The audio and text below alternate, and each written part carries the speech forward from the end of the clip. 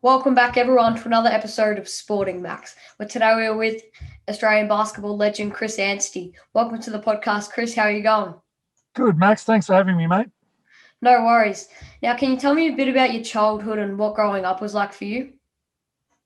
Yeah, well, it's a long time ago now. It was normal. I mean, I grew up in Footscray when I was really young and followed the Western Bulldogs and moved across to Keilor. And, that was school for me, was Keilor, North Keilor and Sydenham. So, outside of being a lot taller than everyone else, it was very normal. I grew up playing tennis. Played tennis all the way through until I was 17 years old and found basketball late, which of course turned out to be what I did for my career. But it's a very, very normal upbringing. In 1994, you joined the Melbourne Tigers alongside Gazy, Leonard Copeland and Mark Bradkey. What was this like coming into the Melbourne Tigers side and playing with those kinds of calibre of guys? Yeah, it probably didn't mean as much to me as everyone else because I didn't follow basketball. Yeah. There are a lot of other junior basketball players who'd been in the sport a long time who thought it was a bigger deal than me. But what I did know, and probably especially with Mark Bradkey, was how good he was and how physical he was. And it was a really easy point of reference for me to understand how good I needed to become. So, that was the thing for me with the Melbourne Tigers. And I was there with the juniors before I got to the NBL. I played juniors with them for 3 years, and a coach named Des Middleton and Al Westover, who ended up coaching the NBL club, were great for me and gave me all kinds of time. But I suppose when I got to the NBL level and I'd learnt a little bit more about the sport, I realised that wasn't the ideal situation for me to develop. And we happened to be training in the same stadium as the Southeast Melbourne Magic, who were coached by Brian Gorgian, and just getting an understanding of what they did. I just knew I needed to be across there, and was fortunate that they were keen to have me on board as well. So I moved across pretty quickly. Now, we've recently had your former teammate from the Magic, Andrew Parkinson, on the podcast. Good old Parky. What's it like to train and play with a guy like Parky? You don't get many shots up. He loved to shoot a bit, Parky. No, it was great. And the thing was, Parky was captain of the red team. And so our starting five trained in black and our bench five trained in red. And Parky was a sort of the captain of the red team. And we always used to take it upon ourselves as a real challenge to always beat the starters at practice. So we used to have some really, really intense training sessions, honestly more intense than what the games were. We used to beat each other up. And it was myself, Parky, Frank Drimmick, Jason Smith, and Rupert Sapwell, I think, the first year I got there. But there'd always be one or two players jumping in and out. But, the starting group, of course, full of Olympics, Sam McKinnon, Tony Ronaldson, John Dorge, whichever imports we had in the group. But we used to love beating them up. And there was this real camaraderie. And that's probably why, Parky and I are still friends today. And a lot of those guys on the team, we still catch up, and, spoke to Sam McKinnon just earlier on today, and, probably the best group of, probably the tightest team that I've ever been a part of. In 1996, you won the NBL's Most Improved Player, as well as winning the NBL Championship. What did all this mean to you? It meant I wasn't very good in 1995. It wasn't that hard to win. It's a bit of a backhanded compliment winning a Most Improved Player award, because they're telling you you're pretty average. But look, the championship was great. We beat the Melbourne Tigers, the team that I'd come from. My role wasn't a huge role in it. It was big, but towards the end of my career, I won a couple where my role was a lot bigger. But incredible to beat the Tigers in front of 15,000 people. Incredible to. We always thought we had a less talented but harder working team than the Tigers. So to almost justify that was really special. 1997, you competed in the Australian Emus 22 and under team, where you played in Melbourne and won gold, and you actually won the tournament MVP. Can you tell me a bit about what it was like to be on, I guess, the world stage as a young basketballer in your 20s? It was interesting. I hadn't really played international before, because I'd only come to the game so late, and I joined a team that had been together for the under-19 Worlds a couple of years before. Sam McKinnon, Simon Dwight, Frank Drew, these guys had been around, and three of us, so the three bigs actually, myself, Ben Melmoth and Ben Pepper, joined the team, so I guess we gave them some size. But look, it was interesting because before the World Championship started, I'd already been drafted, and so I came in knowing that I was going to finish the NBL season, that I was going to go to the NBA, and so at that level there was probably less pressure, which maybe is why I was able to perform as well as I did. Don't get me wrong, I probably don't think I deserved to win MVP of that tournament. Yeah. I think Sam McKinnon was incredible. There were some names who, Manu Ginobili was incredible for Argentina, and he was still developing then. But again, the fact we played it in Melbourne and we did it in front of our family and friends, I think was probably the most memorable part of all of that. You were taken to the 18th pick in the 97 NBA draft by the Trailblazers, but your draft rights were traded to Dallas. What was it like watching that all unfold? I did it in Melbourne at a TV studio with my Magic teammates. So all I knew going into draft day was that I was going to get drafted because I'd had a guarantee from the Chicago Bulls that if I was still there with the last pick in the first round, that's where I'd go. Yeah. And it surprised me that I went that high. There was a little part of me that really wanted to go to the Bulls, of course, Michael Jordan, Scottie Pippen, Luke Longley, these guys.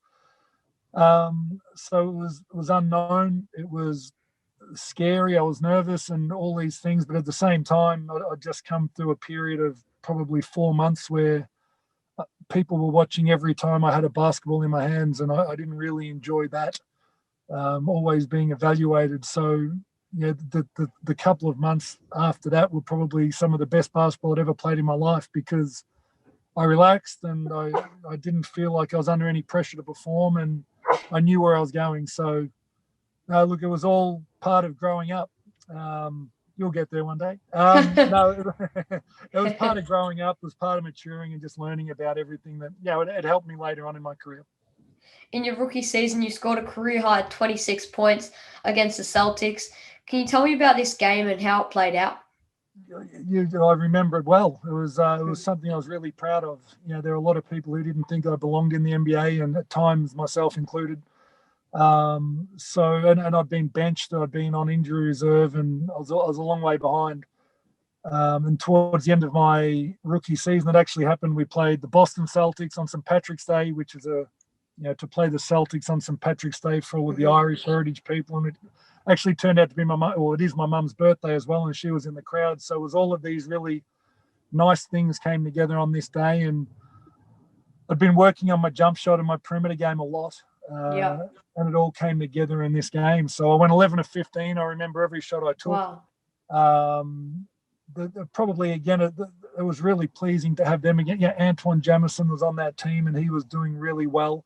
The Celtics were coached by Rick Pitino, and they used to run and trap a lot, so I found myself open quite a bit. But to have that sort of game, and the thing is, when you do something for the first time, there's something special about it. And nobody had ever been drafted to the NBA from the NBL before, and I found a way to do that. And at the time, on that day, 26 points was the highest score in the NBA that an Australian had ever had. Yeah. And it was actually a record, a very, very little known record that stood for a long time, but I kept reminding people. So no, I was very proud of that. And it was again, there's something about sharing a day like that with your family. My family was there because back then social media didn't exist. Australians had a lot, far greater limited, they had more limited access to the NBA, and it's funny that not a bunch of people believed me when I told them, actually. So you played one more year with the Mavericks before being traded to the Bulls in September of 1999. How did you feel when you saw this? You always feel a little bit weird when you get traded because it's someone not wanting you. You look at it that way more so than the other team wanting you. But it turned out, I went to the club that wanted me originally and was going to draft me on draft day. But, by the time I went, they'd already had a season after, I say, anyone with any ability left. But Jordan left, Pippen left, Longley left, Kukoc was still there. and some of those role players were still there from the championship team of the 1997 championship team and the three-peat. So it was a weird year. We were really bad.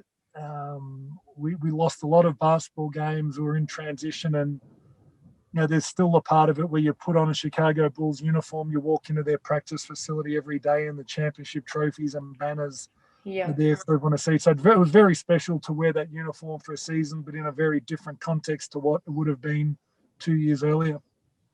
What's that like to come in day out with guys like BJ Armstrong, Elton Brand, and you mentioned before Tony Kukoc?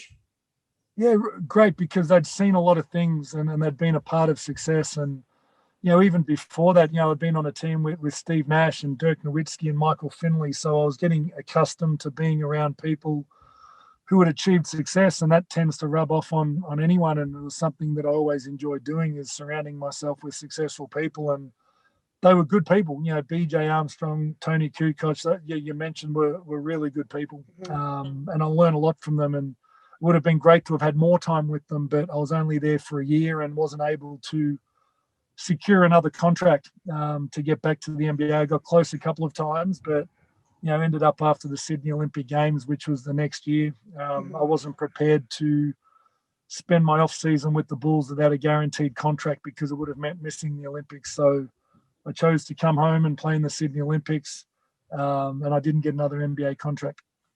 What's something that you took away from your NBA experience? That it's a bloody good league. It's the best in the world. Not necessarily the best players, but I've been coaching for a long time now. It's so many coaches teach skill exclusively, but it's size, strength, and speed. And the NBA is the most athletic. It's the strongest league in the world. You can have all the skill in the world, but if you get beat up, you can't compete in it. So, as young athletes, we need to invest time in our bodies. We need to get faster. We need to get stronger. We don't just need to get better.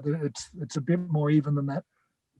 You mentioned before the 2000 Olympics at Sydney. What did it mean to you to come back to Australia and put on the green and gold and represent your home country?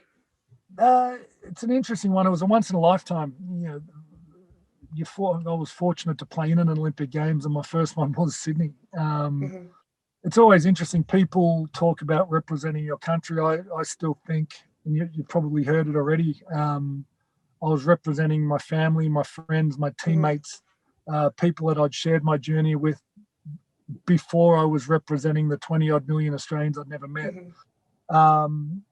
Because it meant something to them, and I knew that they'd be watching every second of every game, and I wanted to make sure I represented them well, and represented the players who missed the team well, because there's a lot of disappointment that goes into an Olympic Games or any international tournament, because there are teammates and squad members who miss out on that last team and don't get the experience. So I think there's a responsibility to be at your best. So it was incredibly exciting when we got there.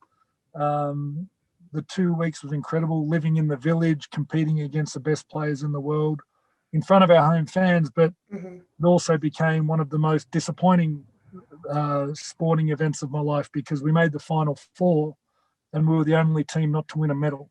We got knocked out in straight sets, and we wanted to be that first senior men's team to win a medal at an Olympics. We didn't do it, and we're still trying to do it today. You returned to the NBL with Brian Goorjian and the Victoria Titans. What was this like to have the opportunity to play under a great coach like Brian Goorjian? He was the only coach I was going to play for. I needed to get better. He was my coach at the Magic. I had better offers from other teams. I played for nearly nothing. The NBL tried to not let me play for nearly nothing because I didn't think it was fair for other teams. But that's the sort of coach Gorge is, and I felt like I'd made enough money over the last 3 years that I didn't need to take money from my teammates. The Titans, the 2 years of the Titans were two of the more interesting ones. I ended up folding. I got injured in the semi-finals, and we lost in the semi-finals both years. So it was an interesting 2 years. There wasn't much history there wasn't any history to the club. There turned out to be no future for the club, and it's the team that very few people in Victorian basketball talk about today. So Mm-hmm. we wore these horrible teal uniforms, and for me, it was almost a bridging 2 years. I love being around Gorge. I love being around the guys and being back in Melbourne. But when the club folded, it was sad. But there wasn't a lot of history that went with it. In 2003, you led Russian club Ural Great Perm to runners-up in the championship. Tell me about how it feels when you have ups and downs and come so close to winning a championship but just fall short. Well, we probably came a lot closer than most people expected. We weren't expected to make the championship series. It was a really, really tough first year in Russia, minus 45 degrees. Nobody spoke English. Mm-hmm. Outside the other import that was on my team, Eddie Shannon, who ended up playing in the NBL for a season with Adelaide. But I was very proud of that year. It was as good as basketball as I'd played in my life. Again, I did it in front of nobody that knew, because again, middle of Russia, nobody from Australia was watching, and that was probably the thing I was proudest of, was my ability to perform when there were reasons not to, and when nobody really shared in what I was doing. And I found a way to, I suppose, achieve what I considered success without all of those people around me supporting me. And I learned a lot. I thought when I got to Russia, I'd made a big mistake, and I never saw myself going back. We ended up going back for 3 years, or 2 more years, and playing 3 years in Russia before I ended up coming home. And I grew up a lot. My basketball improved a lot. I got a lot tougher, and as much as anything, I think I learned some stories and learned some lessons that I was able to share with my teammates back when I came back to play with the Melbourne Tigers and finish my career. And probably made myself a bit more of a mature human being than what I was when I got on a plane to go across. How did coming back to the Melbourne Tigers all come about? Al Westover called me the year before. He was the assistant coach, and he'd been my under-20s coach of the Tigers, and he'd been told he was going to be the head coach of the Tigers a year before he actually was. And Lindsay Gaze decided to stay 1 more year, and it turned out I had another offer to go back to Russia, so I stayed. But I said to Al, the minute you get it, call me. Mm-hmm. And he got that head coaching job the next year.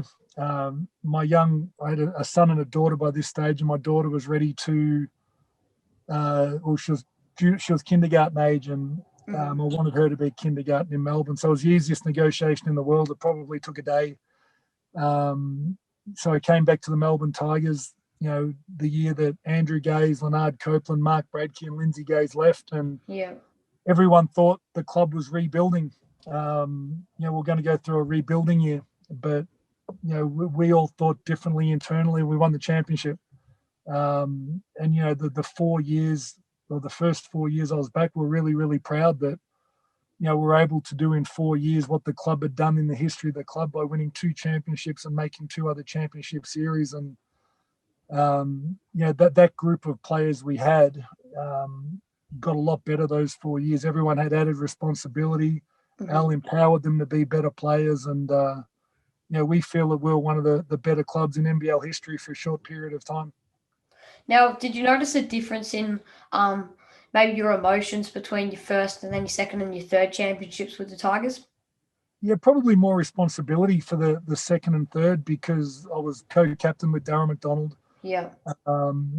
As I mentioned, I'd learnt a lot from my time in the NBA and in Russia, and had a leadership role within the group, as well as making sure that I was performing as well as I could every game and that I was consistent. So without getting too far into leadership, there's a responsibility to make sure that you're acting in a way that people want to follow, but at the same time allowing them to be as good as they can be. But again, a lot of it came down to Al Westover allowing us to make our own mistakes, be who we are, and allowing us to, I suppose, express ourselves a little bit more. And I think everybody played better than what they had the year before, myself included. But for me, coming back to the club that I'd left right at the start of my career, I didn't know how I'd be accepted. And I'll never forget the very first possession of my time with the Melbourne Tigers. I caught the ball in the wing, were running a set that everybody in the league knew. I just put it on the floor, took one dribble and dunked it on the baseline, and I ended up looking right at the bench. And, we beat Illawarra by 40 that very first night. And I think whatever people had thought about me for leaving was sort of forgiven straight away when they got a feel that, hang on, this group's going to be okay. It's not going to be a long rebuilding process. I think we're okay. And, it was a fantastic period of time. In 2006 and 2008, you won the league MVP. What was winning an MVP in Melbourne and the NBL like for you? Not as important as winning the grand final MVP. It sort of shows that you're able to be consistent over the course of the year. But one of the things I always wanted to do was put any team that I was on in a position to challenge for championship. I mean, I don't believe in setting goals to win championships because it leads to failure more often than not. But I think you can put yourself into a position to take a swing at it. And we did that every year. And so winning the MVP, I suppose, showed a level of consistency. But for me, the grand final MVPs that I was able to win in the years that we won the championships meant more because I didn't go away and didn't succumb to pressure. I was able to perform when it really mattered, as were my teammates. And I think Dave Thomas probably should have won the second one that I won. But the championships are the thing. The MVPs, they're wonderful and they sound great, and I'll have a bit of fun with them now, being retired for a long time. But at the time, nobody could have cared who won that MVP. We won the championship 2 out of 4 years, and that was the thing. In 2008, you were claimed the best defensive player in the NBL. Was defense something that you would work on regularly? Yeah, always. It formed the backbone of what we did, and that was a Brian Goorjian thing. And it's funny what you remember. Lindsay Gaze, when he did a media conference when I was playing that 1 year with him, the only thing he ever said about me publicly was that my defense was terrible.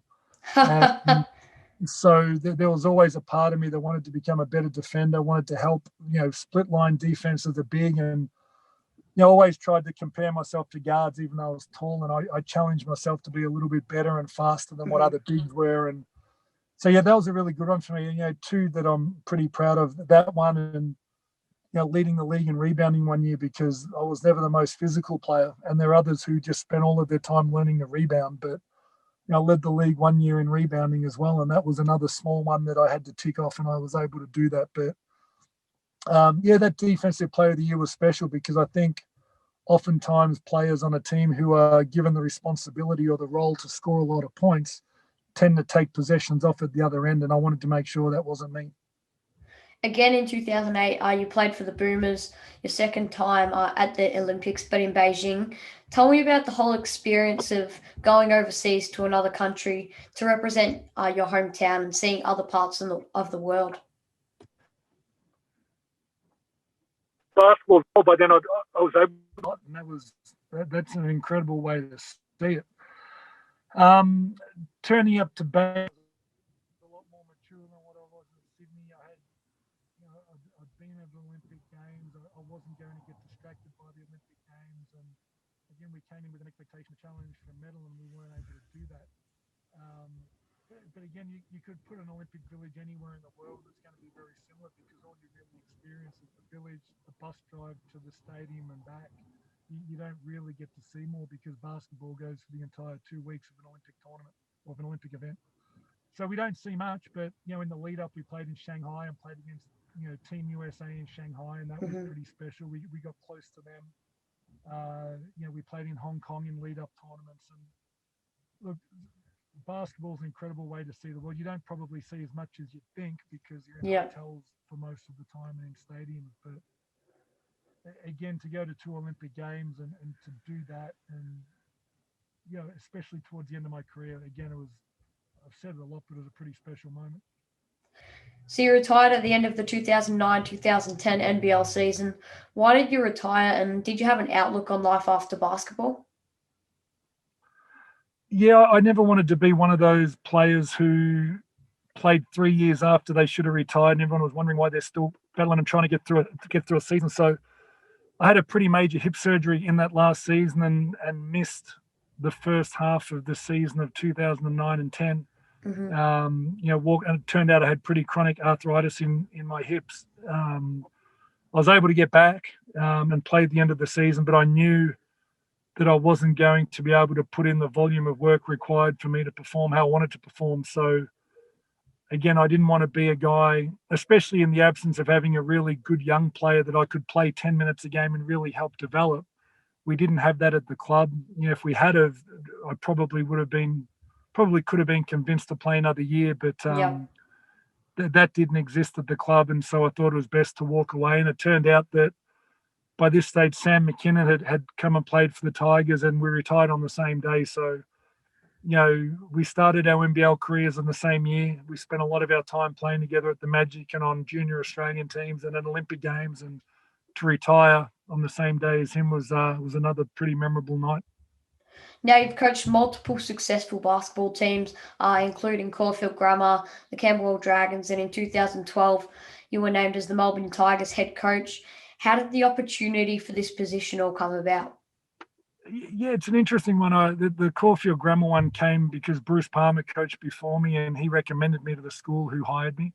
Mm-hmm. I coached at Camberwell. My brother was there. I was able to bring him along, and because I'd been overseas for so many years, I wanted to spend time around my family, and turned out to be a good reason to be able to do so. And I guess when new owners took over the Melbourne Tigers, they had been around me as a player and must have seen something that they thought translated into a good leader, and they gave me the opportunity. It only lasted for 2 years, so I coached the Tigers for 2 seasons. And we were a club when I took over that hadn't made the playoffs in 5 seasons.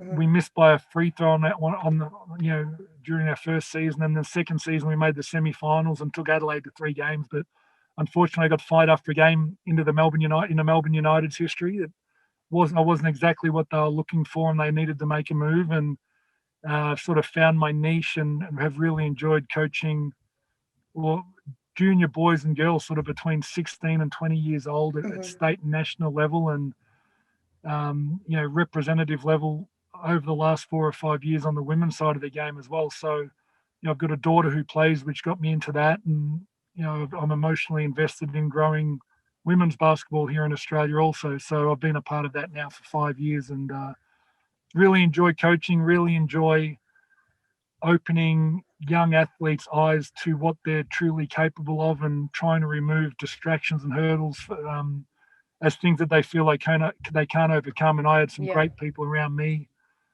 when I played, and I'm very fortunate for that. And some of the lessons they taught me that I took away, I really enjoy sharing with athletes and students, whoever I'm in front of, to be honest. But probably the reason I got into coaching in the first place.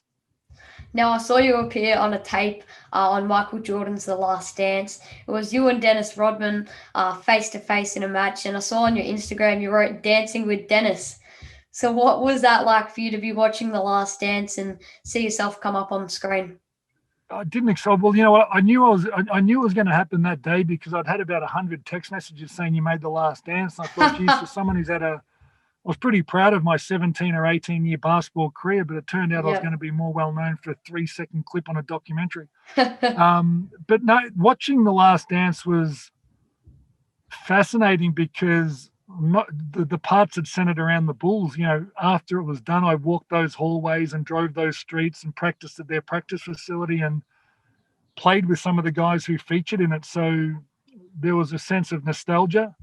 There was just, probably a sense of how great it really was, because I'd seen it, and they did a good job of putting it together. And that Chicago Bulls team was fascinating. And even in speaking to different players from that group, they all see it very differently. And, I know Michael Jordan sees it differently to Tony Kukoc, and they both see it very differently to Luke Longley. So, it was a fun one to watch, and you know what it was like. We're all in lockdown. We needed something, and it was great they were able to. The basketball community got speaking again. In the absence of games, to watch The Last Dance became the thing that we all sat down and watched for, I think it was 6 weeks, was it? So, no, I really enjoyed it. Who's the best player you think you've played on over your career? Played against Michael Jordan.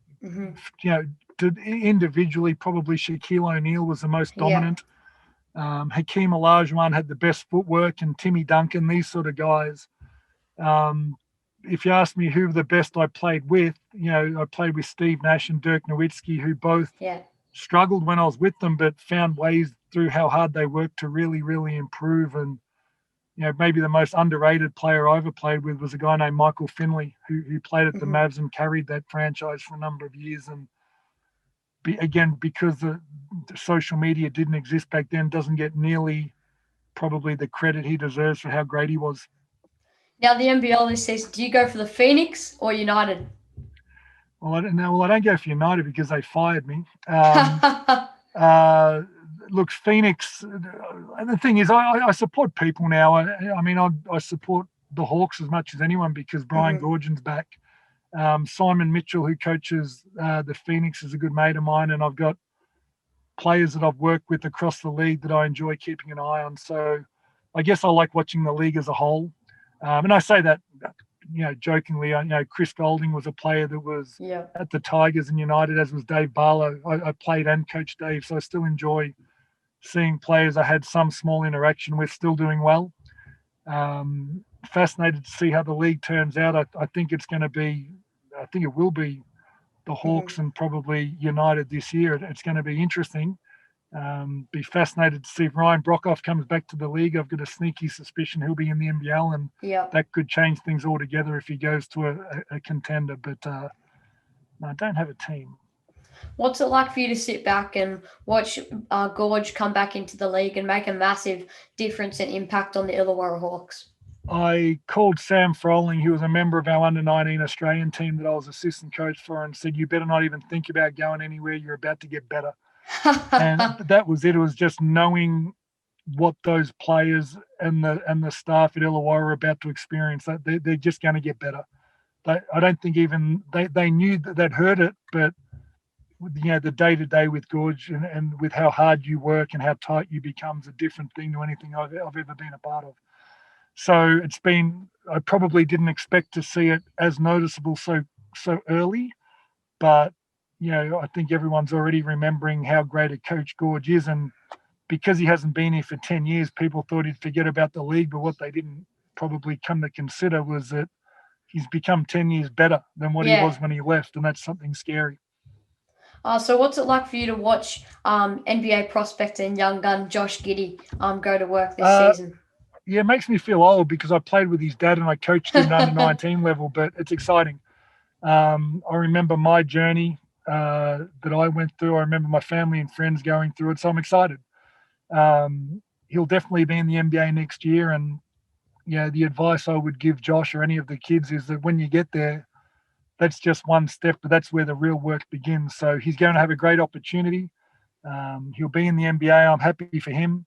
I'm happy for Wazza, his dad. I'm happy for Kim, his mum, because I've known them over the years as well. And for the Australian basketball public, enjoy watching Josh while you can, because outside of playing for the Boomers, we're not going to see him for a long, long time. What's it like what's your perspective, on the new team, the Tassie Jack Jumpers? A little bit sketchy on the name, but hey, look, it's great to have basketball in Tassie. I think it'll be the number one sport in the state in a few years' time. I don't think the AFL will get down there. Really good hire with Scott Roth as their first head coach. He was actually one of my assistant coaches when I was with the Dallas Mavericks back when I got drafted, so I knew him a little bit, and he's been with the Perth Wildcats. So not only has he got that international experience, he's got NBL experience under his belt as well. Really excited to see who they sign. There's a pretty big rumor going around that Matthew Dellavedova might end up down there. Yeah. But I tend to think they'll try to get one or two locally born star players. I'll get some great imports, and my hope is that they're competitive straight away so that the Tasmanian public jumps on board and they're a sustainable basketball club. What are you doing these days? That's a very, very good question, Max. No, I do a lot of coaching. I do a lot of corporate consulting. I wrote a book over lockdown, and I'm in events. So I tell people I'm a professional hat juggler, but in all likelihood, but I've been told that there's a term for what I do, and it's called a portfolio career, which I'll go with. What would be your best advice to anyone trying to have an amazing basketball and sort of coaching career like yourself? You are who you are when nobody's watching, and you never know who's watching. So do the work when there's nobody around. Do the work you don't have to do, and one day you might just be seen doing more than what you need to. Too many young players out there are lazy and don't work hard enough, and get seen being lazy when they don't know they got seen. All of my opportunities in basketball and even post basketball have come because I've tried to be the best I can be as often as I can be. I try not to get caught out being less than my best. So that would be my advice. Thanks, Chris, for putting aside some of your time. It's a privilege for you to do that and come on and have a chat today. It's been amazing having you. I was stoked to get you on. Anytime, Max. Hey, good luck with your podcast, and we'll talk again another time. All right. Thanks, Chris. Stay tuned, everyone, for some more Sporting Max.